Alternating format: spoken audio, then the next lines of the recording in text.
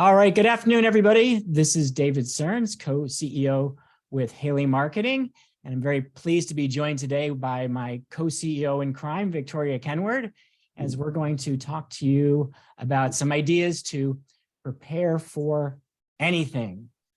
Really, we're looking forward to what 2023 is going to bring. We're kind of been watching what's been happening in the industry the last few months, talking to a lot of clients, and we're going to do our best to share some of the things that we've heard recently, as well as some of the things that we heard in the more distant past that enabled staffing companies and recruiting firms to successfully navigate trying times. All right, so first and foremost, as some of you have already heard a couple of times, we're playing with some new technology. So we are using both Zoom Webinar, which I think we're pretty good on Zoom. We're also using a tool called Slido. So Slido is a polling software. And if you want to just go out to on a separate browser, if you've got a place to, you can look at this, slido.com. And at the top of the screen, it's going to ask you to put in something after a hashtag. If you type in LWH, you will then be joining us and playing along. And Vicki, I think you're going to kick this off right to begin with, right? Before we even jump in. Yeah, we actually have a poll that's live right now, so you can go ahead and participate in that.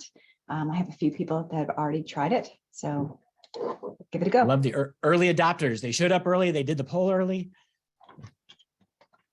All right, I see responses coming in. Awesome. I'm not sharing responses yet, David. We can do that anytime. Okay, so but we'll maybe let people we should convince them. That's good. Well, you can keep putting your responses in. We'll keep moving along with the presentation. And so what a better place to start? Where are we now? So are we in a recession?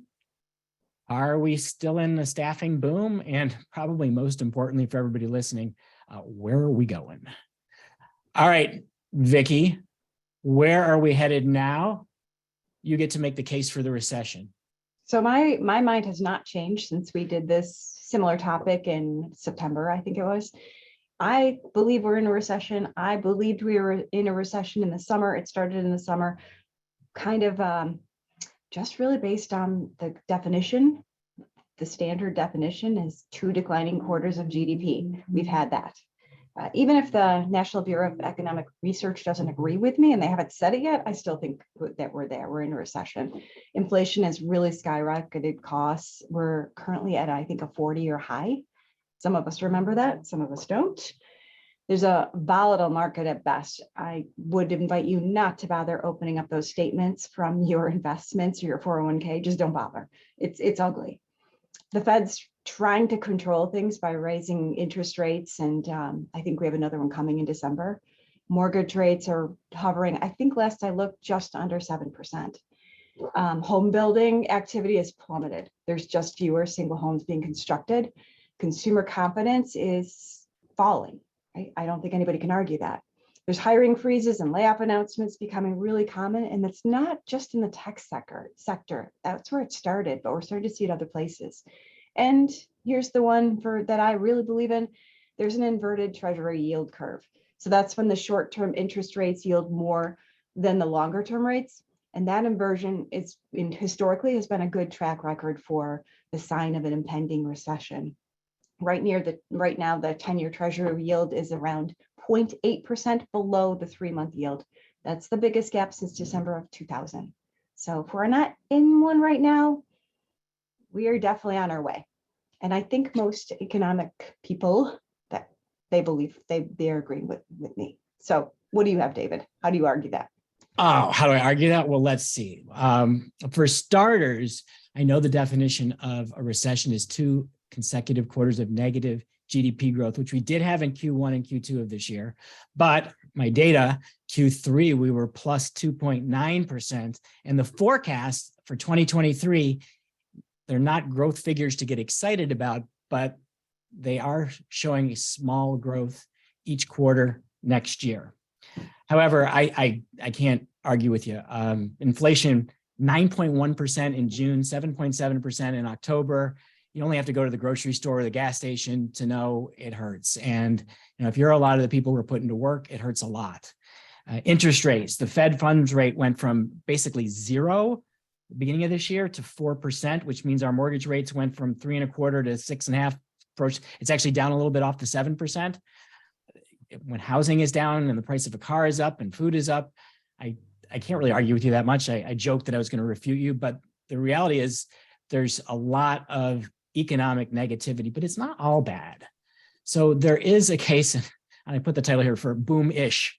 I think in September when we did this, it was full-fledged case for boom. I've tampered that. Unemployment is still hovering at that 50% low, and that's why the Fed's looking to raise interest rates again, because they can't seem to get the labor market under control. Not that any of us in the staffing industry really want them to, but we're still seeing full employment and then some. Wages are continuing to climb. I've seen more increases coming in. I think I saw more bills passed in this last election cycle for $15 plus minimum wages. And I've heard some of our clients talking about the you-know-who Amazon pushing hourly rates into the size the middle 20s for warehouse workers. Consumer spending. Okay, we may be seeing all this inflation, but we're reaching into our wallets. We're buying presents for the kids, and they're on pace for record spending. Probably still not great for retail, but e-commerce is off the charts. And clearly being a FedEx or UPS driver is going to keep you busy for at least the next few weeks. The job market remains pretty hot. That's one of the reasons the Fed's continuing to push interest rates, but there were 263,000 jobs added last month, and that was way more than expectations. So there's a lot of reasons to believe that we're doing pretty well. And I know I'm hearing from more clients at Staffing World. I talked to a lot of people about what they're seeing.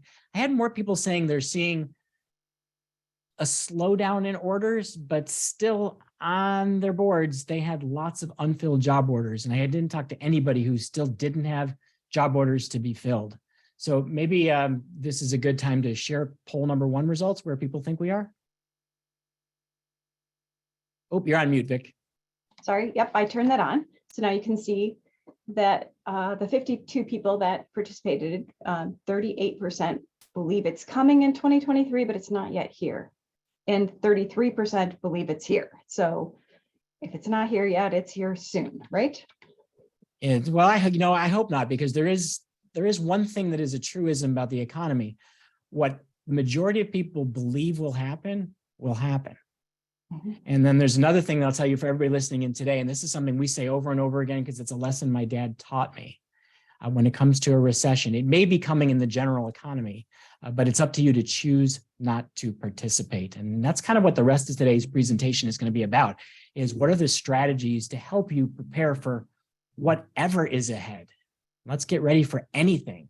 So we're going to start with, I think here you've got some strategies to play. Oh, I've got the strategies to play defense. You got the fun ones. You got the offense. Okay.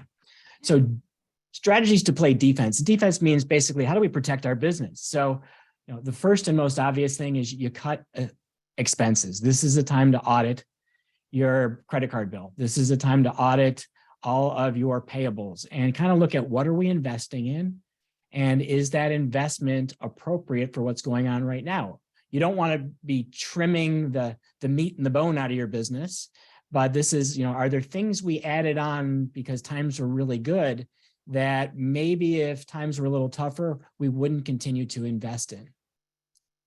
So, for example, are you getting the best possible ROI from all the places you're investing, all the people you're investing in salaries, what you're spending on job advertising and how you're managing that spend? Your office space, do you have more people working remote and now you don't need the same amount of square footage?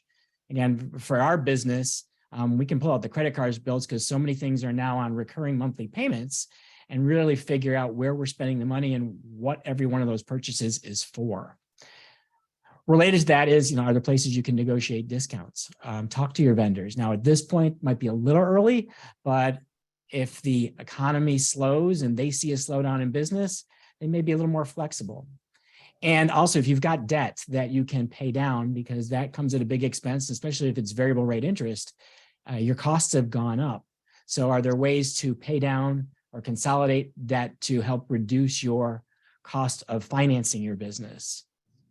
And then, it's all those recurring subscriptions for things that seem like a good idea, but you may not really be using them. A lot of online services that maybe you use to support sales or help drive recruiting, and are the teams really using those tools?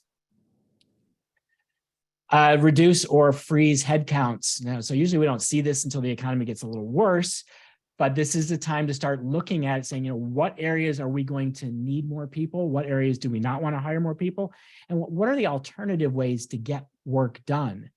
A lot of companies invested heavily in automation in the last couple of years to try to make recruiters more productive, make salespeople more productive.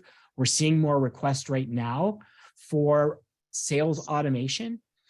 We're probably going to see a lot more in the beginning part of 2023. But how else can you get work done? Could you look at offshoring? Could you look at using contractors, freelancers? Could you cross-train internal team members so that if they have some peaks and valleys in their workload, there's other things that they can be doing? So we want to try to, because personnel costs tend to be the highest expense in most staffing companies after the payroll of your contractors. We want to try to, best we can, make those costs variable so that if things get better or worse, you can scale up or down. The next one, this is hard in staffing, but as much as you can to stockpile cash. If business is good, collections are still good, put as much money as you can away for your rainy day fund. I know in 2001 and in 2009, I talked to multiple clients who had decent sized cash cushions, and that's what enabled them to survive in the last two recessions, including the very significant Great Recession. Look at your processes. How do you do things? Are there places you can eliminate waste? So do you have extra steps in the process? This is a time to process map. Can we do things more efficiently? When we get to some of the specific implementation ideas, we're going to talk about new strategies for selling that can make things more productive for your salespeople and also easier for your clients. About recruiting, are there ways to use offshoring? Are there ways to use artificial intelligence to help improve the efficiency of your recruiters and source more people for less cost, screen more people for less cost? I mean, I know a lot of people are using bullhorn automation. They're using Sense as a way to help reduce ghosting, as a way to provide a better candidate experience. But can we also use it to help reduce the cost of service delivery, help reduce the cost of managing our talent pool? Then we can also look at KPIs. How closely are you measuring the metrics of your team right now? Because I know working in a company that went fully remote, it's harder to see what people are doing when everyone's at home. So you depend more on measuring outputs and measuring KPIs. And so if you're not carefully monitoring those KPIs, you may find that people are less productive. And typically productivity increases is one of the best ways out of a recession. One of the things I've noticed in our team is people's lives working remotely tend to get more intermingled with their workday. And when you're having to jump back and forth from task to task, you tend to lose time. And all of a sudden, we're seeing that there's more hours to non-productive tasks each day. And by the end of the day, you're like, I didn't get as much done. And that's because you've lost efficiency during the day. And so you have to create a new definition of work-life integration. And then, are there any other ways to create process efficiencies? Where does your team need support? Where are the gaps? Where are the places that sometimes adding more capacity would eliminate capacity constraints? So are there bottlenecks in your business where process is holding up results? Talked about investing in automation and digital transformation. Most of that's going to be probably process improvement, robotic process automation, using some of the communication automation tools, creating conversational systems, but also just the overall digital transformation of your business. A lot of Staffing World was talking about the app movement, and probably last year, even more than this year, I felt like the Exec Forum and Staffing World were technology conferences and everybody was looking at apps. This year, I think it's about how does mobile help you create a more consumer-like experience. Think of what it's like to buy from Amazon, and how do you create that experience for your clients and candidates? And Vicky, I'm going to use one of your favorite phrases. How do you create this friction-free environment for doing business with your company? Because if you eliminate friction, you're going to win business away from other companies. If possible, where can you extend contracts? Where can you take advantage of maybe becoming a primary supplier? Or if you're already the supplier the client likes best, let's talk to them about maybe some incentives to become the only supplier to their organization so that you've got a little more peace of mind going into 2023. All right, that's defense. Let's go to the fun stuff, offense. I definitely like the offense side better. You know, I always say that I do martial arts. Most of you may not know that, but I did martial arts for a very long time. And I always said it's defensive, but really offense, that's where it's at. So you kicked me enough times that you definitely played offense. Okay. Well, anyway, all right. What can we do to play offense? The opposite side here. The number one thing, and this for me is part of my passion for customer service, it's really getting closer to your clients, getting more deeply embedded into their businesses. And that might mean talking to them more, picking up the phone and actually having conversation, not just emails, going on site, visiting them. You know, we used to do that more often in the pre-pandemic world. There's technology solutions, there's project solutions, but really getting to know your clients and knowing what they need. I shouldn't have to tell anybody that's listening in today that that's really important. This is a people business. So you know that. Spend more time with your clients, find out what they need, become really essential by taking ownership of that process and the outcomes. Help work on action plans for each individual client, really helping them to forecast where their talent needs are going to be, and then developing proactive plans to source the contracts and full-time talent that they're going to need to accomplish their goals. I mentioned customer service. Right alongside that is customer experience, removing friction, which you already said, David, and all the needless steps that are in your client-facing processes. Do you really have to make your client jump through hoops to work with you? And you probably don't want to do that. And I think that's something that Haley Marketing is working on too. Remind your customers of just how much you appreciate them. Let them know that you care, that really work on your quality service. Make sure that's as high as it possibly can be. Create raving fans. Think about where you might need to make cuts in your business and evaluate to make sure that those cuts aren't going to negatively impact your clients and that customer experience. Invest in training to build your existing strengths, help the salespeople and recruiters understand your clients, understand the industry you're serving, help them use services more strategically, really start cross-training. So this is kind of a negative, but you need to cross-train your staff right now in case you need to do layoffs or there's going to be changes. You need to make sure that the work can still get done. Maintain, or better yet, increase your marketing. No surprise that would be on this call, because we're a marketing company. We believe in marketing. We've seen our clients that really were successful through the last downturn by not being invisible. So you need to do that marketing. You can put it on automation and you can make it automatic. It doesn't have to be that expensive. And do not cut your price. This is not the time to do that. I know it seems like you want to cut your price, but that is going to jeopardize future profits, and you really don't want to be doing that right now. If customers are having a hard time paying, work on payment terms, one-time payment extensions, discounts possibly, but don't lower your price. And then it's a great opportunity right now for mergers and acquisitions, and we're seeing some of it start. I remember in the last downturn, we saw a lot of that as well. But there's opportunity right now to acquire your competitors, acquire other companies, maybe look at new markets, new disciplines. You can get access to the people in those acquisitions. You can maybe leverage the technology or the client base that they have. And you're going to spread your fixed overhead over a larger client base. So that's helpful too. Yeah, Vicki, if I can interrupt for just 1 second. Sure. Like, I know there's a lot of people who are probably going, you know, I've been through multiple downturns. I know a lot of people in the industry who are probably getting near retirement years, and they may just say, I don't want to do this again. And a lot of the companies, the small to mid-sized staffing companies, may not be on the radar screen of the typical M&A buyers.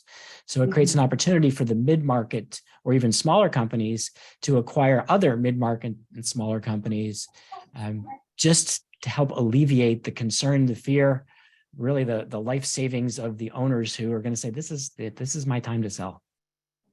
Yeah, great observation. All right, whatever you do, you want to be opportunistic, really accelerate your plans, start to recruit the top talent. All those A players that are your competitors are letting go, they're out there for you. You need to be hiring them. Invest in new markets, look at additional revenue streams, modifying your service offerings, adding new products. You need to find the opportunity that a recession creates for you. Great companies are created out of recession. And we did have a question that came in. What does M&A mean? Oh, So mergers and acquisitions. Sorry, sometimes we speak in these crazy terms and nobody knows what we're talking about, but that is when two companies may merge together to create one company, or one company acquires another. I used to say one larger company acquires another, but it's not always that. That doesn't always have to be the larger. It could be two companies coming together to merge, or it could be a small company actually buying a larger company. All right, you want to look at those results that we have here. The question was, are you leaning towards more defensive or offensive strategies? You can play along in slido.com. The code for this is LWH, Lunch with Haley. And we have people wanting to take advantage of both sides here, which I think is awesome. That's a great strategy. Here we go, show results. All right, well, let's, since you did mention, let's get more aggressive with marketing. Let's get into some specific ideas to help everybody today come up with ideas for their 2023 strategies. All right, Vicki, you want to go first?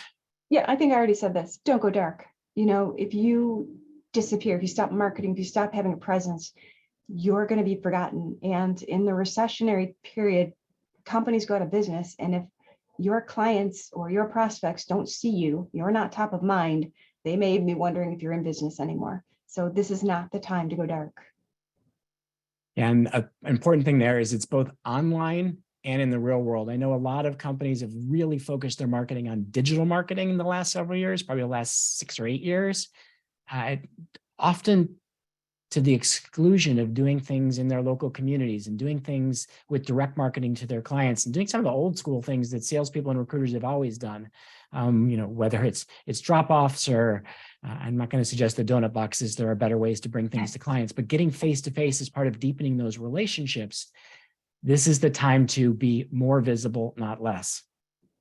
Yeah, think about your mail. You don't get very much of it anymore, but you open anything that doesn't look like a bill, right? We open the bills too. I know, but who wants to have that?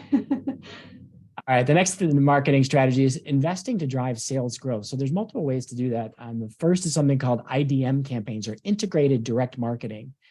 And what we're talking about here is campaigns that put together multiple ways of reaching out to people. Sure, salespeople are going to pick up the phone. We want to reach out via email. We want to reach out via LinkedIn. We want to reach out via direct mail. We may want to reach out via drop-offs. And the reason we're using these multiple channels of communication is we don't know what any specific prospect is going to react to. And with an IDM campaign, you structure it into a very set process, step 1, step 2, step 3, step 4, et cetera. And the reason for doing that is it provides the salespeople with a real clear roadmap of how you go after prospects. And then you provide them with a list of targeted prospects to go after. So they're being very strategic about going after the right kinds of clients, your A prospects, your Bs, maybe a slightly different game plan for your Cs and Ds. But there's a systematic approach so that you are going after everyone you want to do business with. You're attempting to get their attention, get their interest, get them to have an initial meeting. And then after that, you're continuing to nurture relationships until they have a need for your services. I think we'll talk a little bit more about IDM later in this.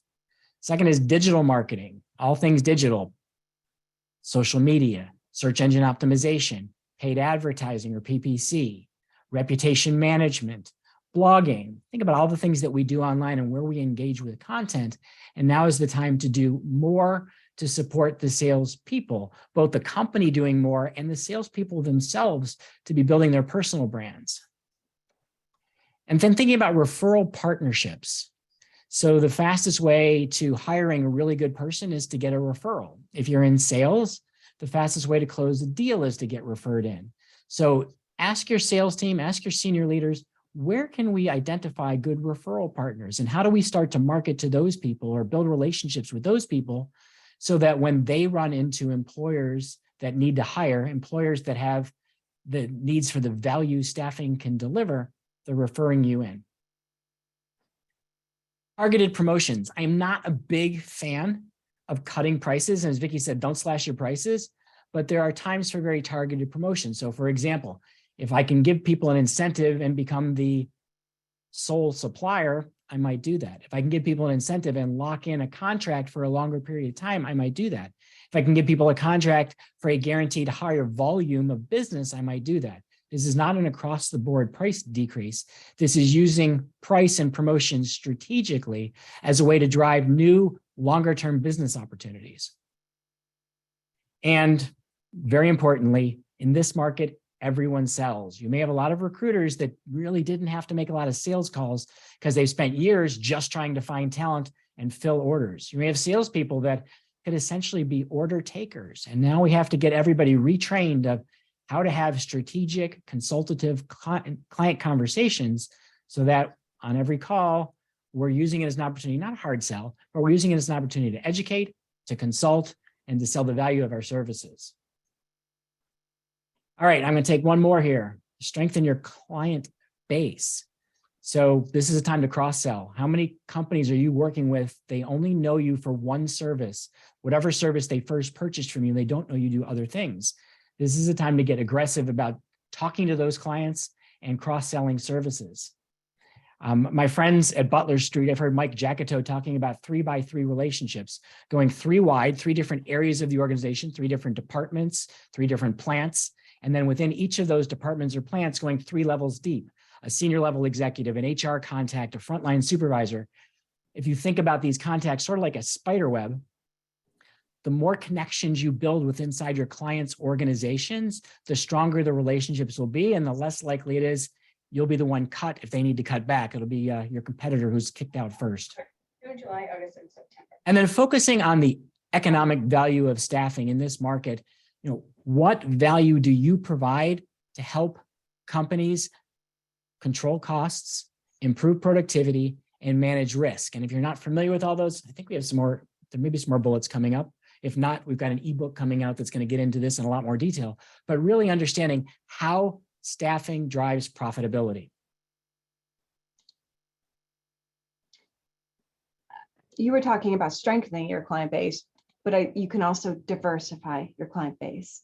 So this is an opportunity for really focusing on increasing the number of clients you serve, increasing your sales activity, pretty obvious, but David was just talking about that with getting everyone to sell, getting everyone involved.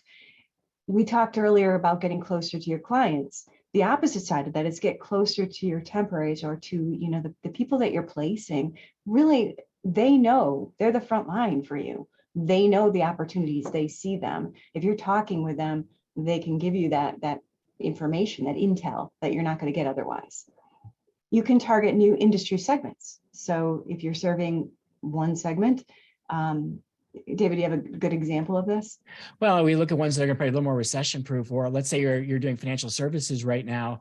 Mortgage is taking a bath because of interest rates going up, but then credit and collections follows. And then when the Fed cuts interest rates, guess what comes back? Mortgages come back. So there's almost always a counter-cyclical type of service in industries you serve. Some people will make bigger jumps. Maybe you'll say, oh, well, healthcare is going to be a little more recession proof. So maybe I will want to look at healthcare staffing. But one big word of warning, a lot of companies that try to jump from one skill that they service to something wildly different fail because they don't have the expertise. And then we'll go back to the M&A. If you can afford to do it, this may be the time to purchase a company and continue to run it like sister companies so you can get into these other industries without messing up your current core business. Yeah, there's something you mentioned in there I want to really point out, though, really focusing on the companies that are going to thrive in a recession. There are segments that actually do thrive and it's good for their business. So focusing on that, and then go after smaller companies. There's a lot of people chasing the larger companies. You can differentiate by going after smaller companies, and it's really hard. If you're a small business and you have 5, 10, 20 employees, and now 82. or 82, and you're suddenly having to hire, that takes time out of key people's workday, work time that they could be focused on something more valuable than hiring. And that's a fairly easy sell, I would think. I may be making that a little easier. And it's not the volume you get when you're dealing with a larger client, Right. but there's more of these companies, and you do have to sell the value of the service and show them how getting their time back and getting access to better people. And most small businesses and a lot of mid-sized businesses don't know how to recruit. So they just post ads and they hope people will apply. And you guys can bring them so much value in finding the right candidates or temporarily filling in with a contractor, consultant, temporary worker until they can find that perfect fit candidate. Okay, and then we go on to that offensive strategy of targeting weaker competitors. Okay, so maybe M&A, maybe you're not going to acquire them or merge with them, but you can compete more heavily with them. You can go right after their clients. You can identify who their clients are, look at their website, look at the job ads. They're doing it to you. You need to do it back right now. It needs to get aggressive in just really knowing these clients that they're serving are already using staffing. They already have been past the educational part of why would I use staffing. You can educate them further and maybe you can service them better. And you do that with sales outreach, direct marketing, and maybe there's some discounts or incentives to switch as well. Yeah, there's been another one of those good ones where it might be okay for a new customer, a first-time customer, a first job order, kind of an incentive to just, hey, see how good we are, because these other companies aren't as good as recruiting. They're not as stringent on quality. They don't have as good a service process. Whatever that's their weakness, as long as it plays to your strength, take advantage of that. Speaking of strength, this is a good time to look at strengthening your brand. So review your messaging, your website. Look at what you're doing to be visible online and ITRW in the real world. So when it comes to your messaging, one of the soapboxes I've personally been on is that it's really hard for staffing companies to differentiate. And one of your greatest opportunities to truly be different is with your mission, vision, and core values, because those are the things that are uniquely you, the value you provide to the world. And that's in terms of your mission, the problems you're solving for corporate America or in putting people to work, the vision of where your company is going to go. Does it inspire people to want to work with you? Does it make top talent want to come be a salesperson, a recruiter, a branch manager in your organization? Does it inspire temporary workers to want to work with you? And your values, what do you stand for? Do you have values that really resonate with the kinds of clients you want to be selling to?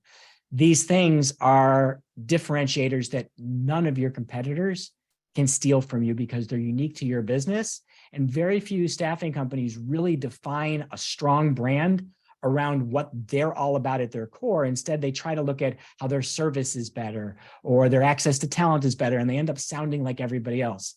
This is also a time to update your messaging, as I mentioned once, in terms of what's going on in the market and the value of staffing services between 2019 and 2023. The value has changed greatly because the demand for talent is changing. And building brands, I'll repeat something else I said earlier. It's not just about your company, but it's about your salespeople and recruiters. So much of marketing today is the individual. So if your salespeople are very active on LinkedIn and they're visible and they have a great network and they're sharing the company content, your recruiters doing the same things, or maybe there's other channels, Facebook, TikTok, where your clients and candidates are spending time each and every day. If the people in your organization are building brands that are in alignment with your company brand, that's really good for them and it's really good for your business. Also, this is one of my favorites, is to be real strategic about your marketing mix. So in the bottom right corner are the 4 P's of marketing: product, price, place, promotion. And in marketing, we tend to think about it's all about promotion. Like, what do we say on social media, and what's the slogan and our tagline, and how do we make our website prettier? But the marketing mix is also about the opportunity to create new products, new pricing models, new services. VMS technology and MSP services came out of past recessions. A lot of the Uber, the on-demand, the gig economy came out of the 2009 recession. If we have a full-blown recession in 2023, new services will come out of that. And so your company may lead the charge in changing how the industry works by rethinking product, what it is you offer, not just temporary help or not just direct hire recruiting, pricing, how you charge for it. Doesn't have to be a markup on an hourly rate. There could be other models. And place, where you provide services. Maybe today I'm always sending people to work in somebody's office, but tomorrow I'm managing a global workforce with workers in office, remote, freelance, and overseas. And as the staffing company, I manage all of that. Those other aspects, if you build them, they create a lot of differentiation, and you can then build your promotion on top of that. I mentioned the new delivery model. So global sourcing for talent, creating global teams. How about replacing hourly bill rates with new models like project pricing? And I've even seen in one or two staffing companies looking to go more of a subscription model, a flat monthly fee for recruiting services. Or they'll do basically the temporary staffing direct costs at a pass-through and a flat monthly fee to be recruiting the workers.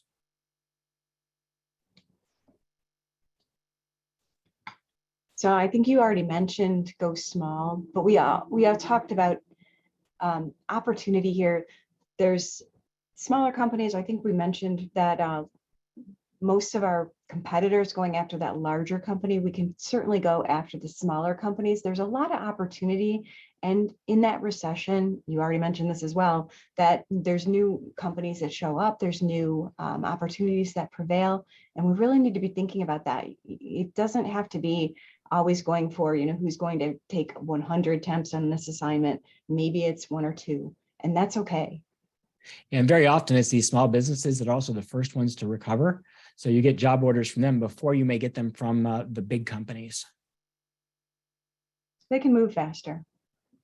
All right, how about going upstream? So take more responsibility for managing outcomes, whether that's project solutions, on-sites, MSP, VMS, RPO, recruitment process outsourcing, or HRO, human resources outsourcing. Staffing industry analyst talks about a concept called total talent management.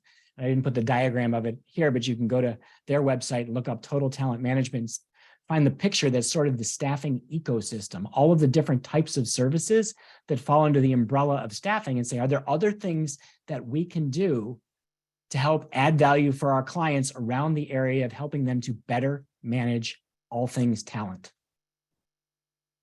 So earlier I mentioned that you can top grade your talent, but you can help your clients top grade their talent. Unfortunately, in a recession, a lot of times a good company has to have layoffs, and there's great people that get put into the market. And this is a great time to pick them up and market them to your clients. This is the ideal time to top grade. It sounds a little maybe not so nice, but the reality is it's an opportunity for all of us that a team comes available. We want to scoop them up and we want to place them into their next step of their careers. Become more of a resource to your clients. I talked about the economic value of staffing, but really think about how can you educate people so they can use staffing, not just as a way to fill in for job openings, but as a tool to achieve their own company goals. And so examples, converting fixed expenses to variable, lowering overall labor costs for getting things delivered or produced, reducing turnover, hiring and training costs, eliminating capacity constraints by putting extra people in where things are getting stuck in their own processes, improving productivity, whether it's by adding more people or it's by adding more skilled people or adding expertise that they don't have, allowing core employees to focus on important tasks and giving them extra support to do the C and D tasks, reducing personnel administration costs and employee liabilities because, hey, when you're the employer of record, a lot of those responsibilities, a lot of those costs are your burden as their staffing partner. Helping companies ensure deadlines are met. And as I said a little bit earlier, getting access to needed expertise, but without the cost of having to go hire consulting firms. I know a lot of people in IT staffing will look at the big consulting firms who are basically staffing companies, but instead of charging a markup, They charge an hourly rate that's the equivalent of a 300 or 400% markup. So a lot of you all that do technical staffing, IT, engineering, life sciences, you're placing high-level professionals, same kinds of people who work for the consulting firms, but you do it at a far lower cost than when you work with a consulting organization.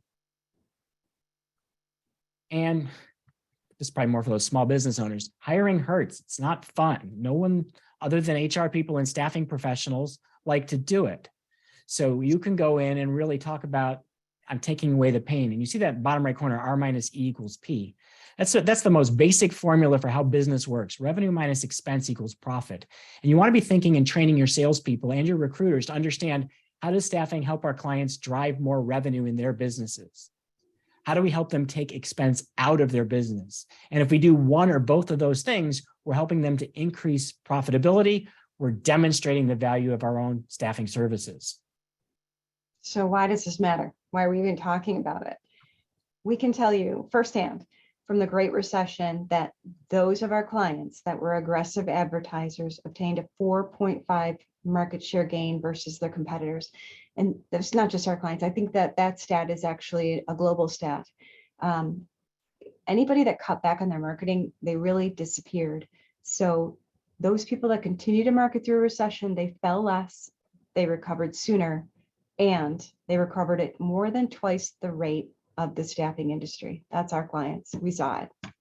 Yeah, and some specific data on our clients is I saw our clients seeing positive recovery 6 months ahead of the general industry, and where the industry was going at about 4 to 6 to 8%, these companies were going mid-teens in growth, months and months ahead of where the industry's growth was, because they had increased their visibility. They remained vigilant about marketing to their clients, to prospects, and even to candidates, so that every order was getting filled and filled quickly.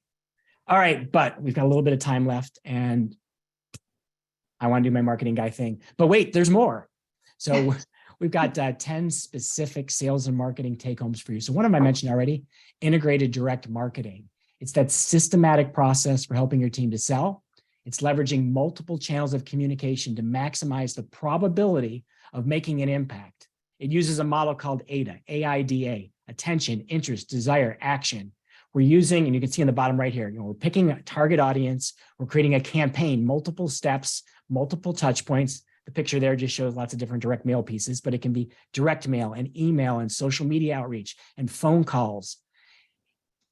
We're using that to get someone's attention, and then we're educating them to create interest in the kinds of problems you can solve. We're using that economic value of staffing to show what you can do for them. And we're getting them to want to talk to you by positioning your company as an ideal resource to solve the problems. And then the action we want is, people have an appointment with your sales force, but they may not have a need for staffing right away. So then we go into a process at the end of nurturing, regularly staying in touch, using multiple channels of communication, email, texting, direct mail, phone calls, to keep your company top of mind, to reinforce your positioning and to reinforce the value that you can provide. Next thing, sales automation. So thinking about your website to convert MQLs to SQLs. I didn't realize we had this many acronyms today. So anyway, MQL, marketing qualified lead. That's someone who's come to your website and they're not ready to buy anything. They're not ready to apply to a job, but they are ready to download some interesting content, a salary survey, a checklist of how to hire, information that they can use to benchmark their benefits against their competitors, or strategies for better workforce planning. They're going to opt in to give you their email address in order to get that information. That's an MQL. They don't want to buy anything yet. They just want your ideas. But then we use automation to follow up, to say thank you, to talk about how those ideas translate to business value, to get them to say, hey, would you like to actually have a consultation with one of our staffing consultants? And once they say yes, that becomes the SQL, the sales qualified lead. And then once someone's in the sales process, we have to look at the salespeople and how can we help them stay top of mind, that mid-funnel automation to ensure consistent follow-up, build credibility, talking about the kinds of clients you serve and testimonials and case studies, talking about the specific examples of problems you can solve, and then teaching people how to use your services so you're making it easy and painless to buy from you. Then we're going to look at something called CRO, conversion rate optimization. This is something I got to thank Vicki for. She's been beating the drum at Haley Marketing for probably 8 months on CRO. How do we really get better at helping websites, and not just websites, but everything that drives response, getting it better to convert?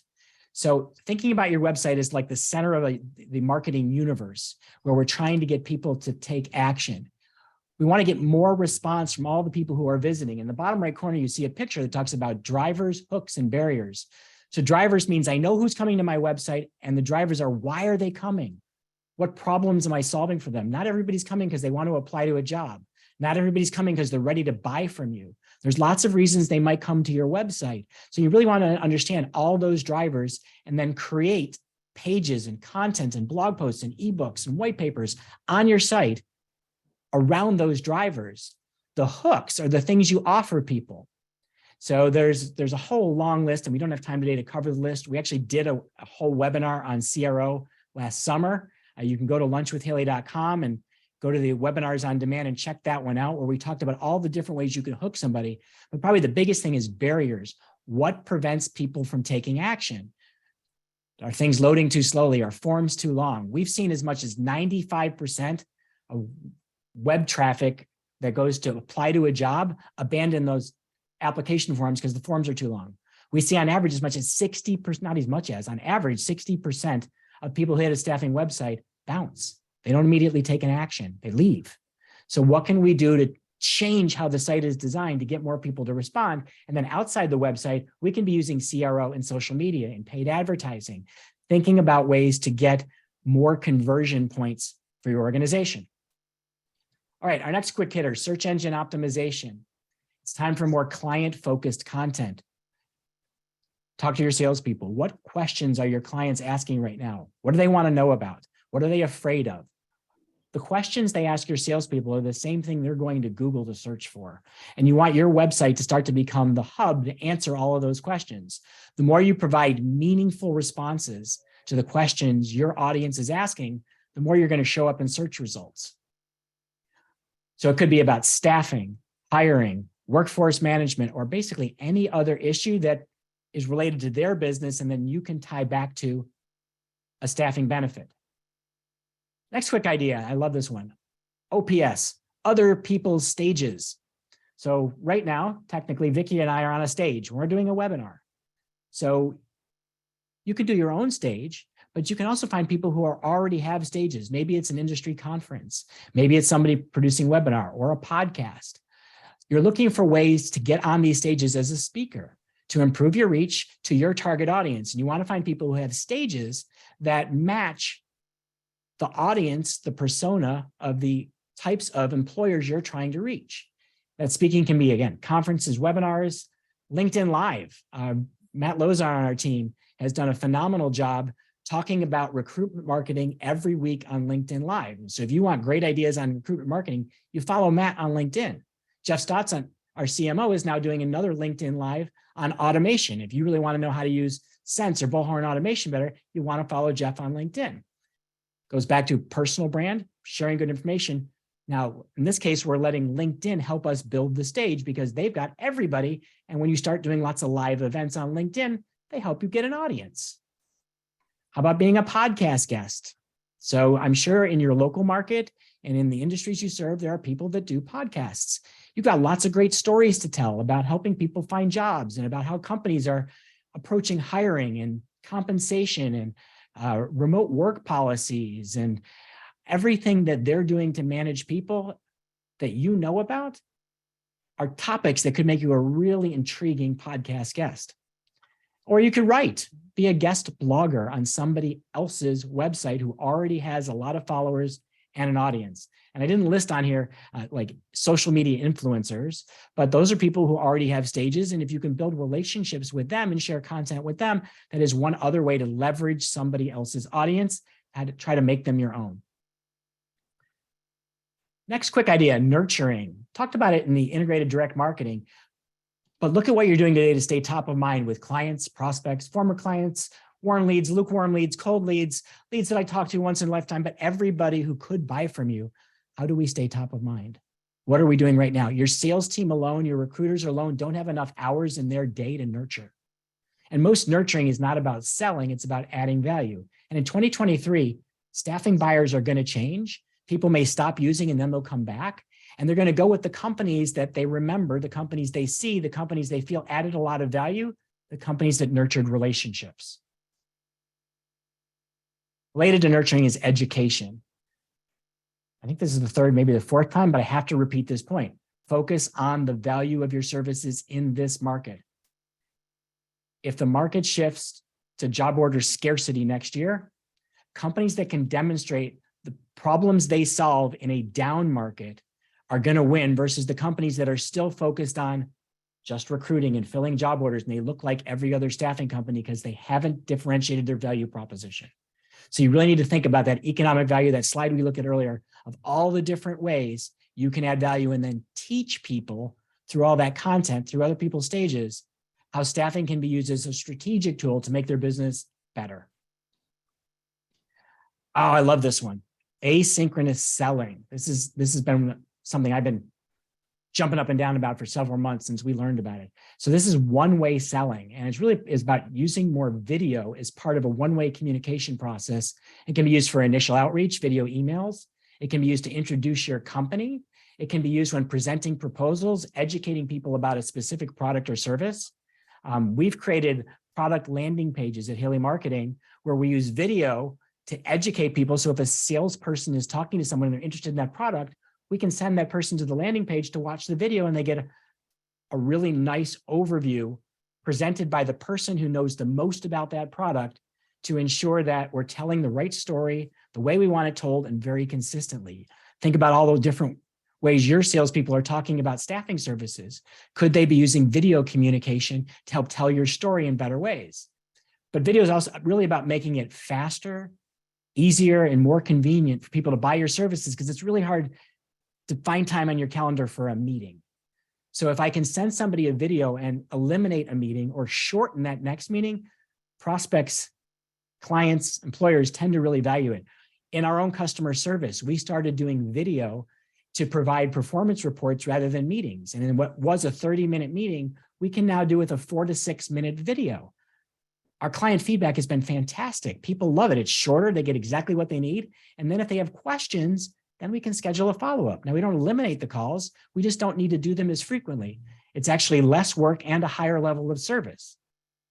So tools we use, Zoom. We can record using Zoom. We use one called Screencast-O-Matic, which is another way just to do capture screens when we're presenting reports. And then one of Haley Marketing's own tools, Video Now, which we can use for video email. We also use it to capture stories from people, which are sort of interactive videos where we ask people questions and get their answers, and it creates a branded video out of that without actually having to hire a videographer to do any work. All right, we're coming to the end here. Differentiate your sales outreach. So all your competitors are going to be making a lot more calls next year. You don't want your calls to sound like everybody else. So instead of just pounding the phone, how can you get more creative? Add value with mail, drop-offs, video, email. Just brainstorm with your team, topics you could talk about and ways of connecting with people that don't look or sound like other people. Because, you know, when buyers are getting pounded by staffing companies making cold calls, those buyers tend to turn off. And if you want to get someone mentally engaged, you got to find a way to get their attention by not looking like everybody else. And again, focus on your company mission, vision, values as the real differentiator. And I think the last one in here is actually going back to recruiting. And even as the market slows, you may be thinking, why do I need to focus on recruiting? Or in this case, programmatic job advertising. And the answer is cost of job ads just went up again in Q4 this year. They keep going up and up and up, and it's gotten really expensive to run ads on the major job boards. So programmatic is about getting the greatest bang for your recruiting buck. Using software, the diagram in the bottom right kind of shows, to better balance where you're spending your money to get more candidates applying to more jobs and eliminate wasted job ad spend. You know, we're seeing that on average, programmatic lowers cost per apply by 30% within 6 months.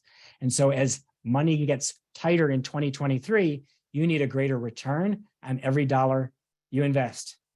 All right, we've reached the end. So Vicki, that was me for a long time. You can take over and bring us home.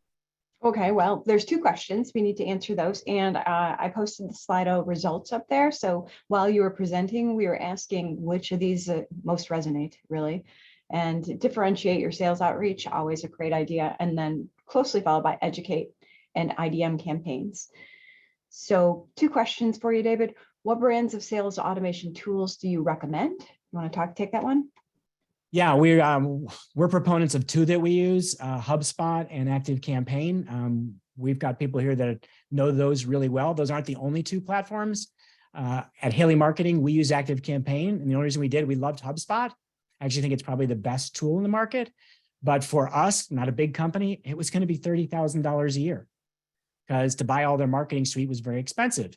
ActiveCampaign was more like $600 a month, $7,200 a year. And when we found we got more than enough of everything we wanted, had really robust tools for designing automations. So those are the 2 we recommend the most. I know a lot of companies in the staffing industry are on HubSpot. We went with ActiveCampaign because it had plenty of features and it was a better price point. There are tons of others. If you're evaluating automation, the big question is how hard are they to use? Both the ones I mentioned are relatively easy to use. Okay, and the next question is, who are the 2 you said to follow on LinkedIn again? I think that was Matt and Jeff. You want to? Yeah, Matt Lozar for recruitment marketing and Jeff Stotts for automation. Maybe we could put those in the chat. Okay, final thoughts. Don't wait to get started. Now, while demand for staffing remains strong, is the best time to work on your defense and invest in your offense. It's the time right now. There are a few mistakes that you want to make sure that you avoid. Panicking. We all know it's coming. We don't know. Well, most of us think it's coming. It's easy to get caught up in negative thoughts. Stay positive. Don't panic. We've gotten through this before. We can do it again. Don't just focus on cutting costs. So a lot of people said that in our poll that they were going to do both offense and defense. And you really need to look at that. You can't just cut the expense. You need to work on the revenue side as well. Cutting marketing. Again, we're a marketing company. We're going to say this, but it works. We've got proof. We've seen it before. We've watched our clients really excel by marketing through a recession. So it's not the time to cut your marketing. It's probably the time to look at what you're doing and making sure that you're using your marketing budget the best you can. Not the time to slash prices. We talked about this as well. You can't, it's really difficult to raise prices after you slash them. So maybe some one-time discounts, maybe some promotions, but never slash your price. And doing nothing, just hoping that it's going to go away, burying your head in the sand. That's probably not the best way to do much of anything. So you got to face it head on. And then jumping into a hot new market, the fads, and you might want to stay with the proven markets and really think through what your strategy is. Yeah, I know I have a friend who jumped into I want to build the online app and decided to build it himself. And I can't share exactly what he spent, just to say it was 6 figures and it went from low 6 figures to multiple 6 figures. And he was not anticipating that. That's even before he starts promoting it. Yeah, apps aren't very cheap anymore. They used to be. Okay, final thought. And David mentioned this before. This is what we believe at Haley Marketing. When it comes to the recession, you have a choice and you can choose not to participate. It is always your choice. And I love this quote, so I added it in here. Never miss out on an opportunity like a recession, from our good buddy, Jack Welch of GE. All right, thanks, Vicki. And just to wrap things up, we've got a few things for everyone here, some stuff to help. We've got a couple of special offers, kind of our end of season promotions, and then some freebies as well. So first of all, if you have not visited our website or heard about our website, Brain Fuel, yet, check it out. So it's haleymarketing.com/brainfuel. Look at me doing too much with animations on slides, but that URL will take you to a website with lots of ebooks, on-demand webinars, and some really good articles about how all businesses survived the Great Recession. And particularly, there's an ebook on what staffing companies did. Next up is our digital marketing bundles. If you're looking to do more with digital marketing in 2023, if you are looking to support your internal team, or if you don't have an internal team, go check out haleymarketing.com/long URL digital-marketing bundles. You can see what we're offering. This is an example of one of those asynchronous product landing pages that I mentioned, you can watch the video that will explain to you what this is all about. The next one is conversion rate optimization. And if you'd like us to review your site and see what you can do better, this is a free service. It's a 30-point review of your website. I told you I've had too much fun with animation here, but you can go to haleymarketing.com/website review. And our team will take a look at your site and tell you where you can make improvements to get more response. And last but not least, we've talked about this one a few times, but if you missed our Smart Ideas Summit, take advantage of all of the recordings that are available on demand at haleymarketing.com/smartideas2. There's 14 different sessions there, not just us talking about marketing, but some of the industry's leading consultants talking about operations, sales, automation, and more. And if you have questions, we're always here to help you prepare a plan for 2023. It's something our sales team loves to help staffing companies do. Just give us a buzz or reach out to info@haleymarketing.com and let us know how we can best help you. And this is it for our Lunch with Haley series for 2022. We hope everyone has a fantastic holiday season. Enjoy any time off with family and friends. Make it safe and healthy and happy. And then we'll see you after the new year as we're going to have our first webinar of 2023, talking about how to turn your website into a sales engine and specific strategies that you can employ next year. So that will be on Thursday, January the 12th, as we'll be taking a look at very specific things you can do to drive more response from your website. All right, from all of us at Haley Marketing, thank you so much for being part of today's Lunch with Haley webinar. Take care.